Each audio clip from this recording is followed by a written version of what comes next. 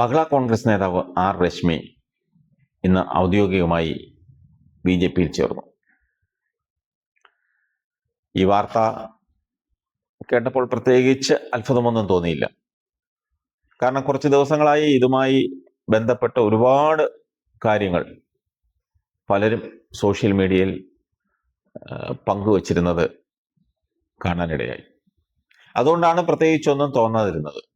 ഈ വാർത്ത ആദ്യം കേട്ടപ്പോൾ എനിക്ക് തോന്നിയ ചില കാര്യങ്ങളുണ്ട്. അതിനു മുൻപ് രശ്മി കോൺഗ്രസ് വിടാനുള്ള കാരണമായി പറയുന്നതും പ്രചരിക്കുന്നതുമായ ചില കാര്യങ്ങൾ പറയാതെ പോകുന്നത് ശരിയല്ല.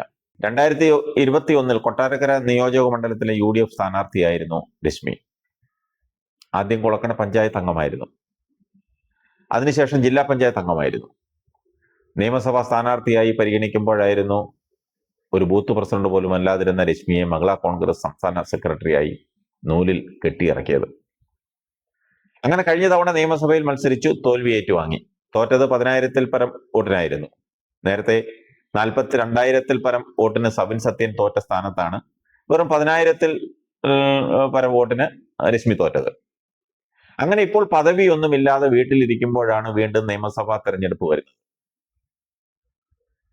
അപ്പോഴെന്തെങ്കിലും പദവി വേണം, അതിനായി വീണ്ടും മത്സരിക്കണം. അങ്ങനെ മത്സരിക്കാൻ താറുടുത്ത് നിൽക്കുമ്പോഴാണ് ഐഷ പോറ്റിയുടെ രംഗപ്രവേശം. ഇടിവെട്ടിയവന്റെ തലയിൽ പാമ്പ് കുത്തിയെന്ന് പറയുന്നത് പോലെ ഐഷ പോറ്റി ഇടതുമുന്നണിയിൽ നിന്ന് കോൺഗ്രസിലെത്തി. തന്റെ സ്ഥാനം പോകുമെന്ന് കണ്ട രശ്മിയുടെ കിളി പോയി. അവർ പാർട്ടി നേതൃത്വവുമായി ഉടക്കി. ബി.ജെ.പിയിൽ ചേരുമെന്ന് ഭീഷണിപ്പെടുത്തി. ഭീഷണിയുടെ പുറത്ത് രശ്മിയുമായി കോൺഗ്രസ് നേതാക്കൾ ചർച്ച നടത്തി. രശ്മി 2 ഉപാധികൾ ചർച്ചയ്ക്ക് വന്ന നേതാക്കളുടെ മുന്നിൽ വയ്ക്കുന്നു. അതിലൊന്ന് കഴിഞ്ഞ തെരഞ്ഞെടുപ്പിലുണ്ടായ സാമ്പത്തിക ബാധ്യത, അത് പാർട്ടി തീർക്കണം. രണ്ടാമത്തേത് UDF അധികാരത്തിൽ വന്നാൽ ബോർഡ് കോർപ്പറേഷൻ സ്ഥാനങ്ങളിൽ ഏതെങ്കിലും ഒന്ന് കിട്ടണം. ഇത് രണ്ടും നടക്കാത്ത കാര്യമാണെന്ന് അപ്പോൾ തന്നെ നേതാക്കൾ പറഞ്ഞു. ചർച്ച അവസാനിക്കുന്നു, അവർ മടങ്ങുന്നു. രശ്മി പറഞ്ഞ വാക്ക് പാലിച്ചു, ബി.ജെ.പിയിൽ അംഗത്വമെടുത്തു. രശ്മിക്ക് ബി.ജെ.പി കാശോ സ്ഥാനാർത്ഥിത്വമോ അല്ലെങ്കിൽ പദവിയോ എന്തെങ്കിലുമൊക്കെ നൽകുമായിരിക്കും. അതാണല്ലോ അവരുടെ ആവശ്യം.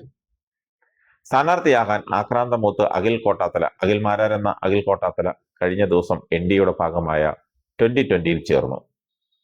അഖിൽ UDFൽ സീറ്റിനായി ശ്രമങ്ങൾ നടത്തിയിരുന്നെങ്കിലും നേതൃത്വം അനുകൂലമായ നിലപാട് സ്വീകരിച്ചില്ല, അത് നിരാകരിച്ചു.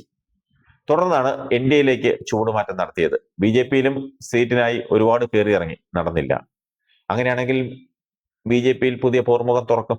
അഖിലും രശ്മിയും തമ്മിൽ സീറ്റിനായി പൊരിഞ്ഞ പോരാട്ടമായിരിക്കും. ഏതായാലും എനിക്ക് തോന്നുന്നത് രാഷ്ട്രീയത്തിൽ ചേരുന്നത് പദവിക്കും ഉപജീവനത്തിനും ആണെന്നാണ്. എത്രയോ മഹാരഥന്മാർ ഉടുതുണിക്ക് മറുതുണിയില്ലാതെ പട്ടിണി കിടന്നും കട്ടൻചായ കുടിച്ചും പച്ചവെള്ളം കുടിച്ചും പരിപ്പോട കഴിച്ചും ഒരു സൈക്കിൾ പോലും ഇല്ലാതെ കിലോമീറ്ററുകൾ നടന്നും ഓടിയും ഒക്കെയാണ് കേരളത്തിൽ രാഷ്ട്രീയ പ്രസ്ഥാനം, ഇന്ന് കാണുന്ന രാഷ്ട്രീയ പ്രസ്ഥാനങ്ങൾ പടുത്തുയർത്തിയിട്ടുള്ളത്. രശ്മിയെ പോലെ നൂലിൽ കെട്ടിയിറക്കിയവർക്കൊന്നും നേതാക്കളുടെ സഹനങ്ങൾ, അന്നത്തെ നേതാക്കളുടെ ഒന്നും മനസ്സിലാകില്ല.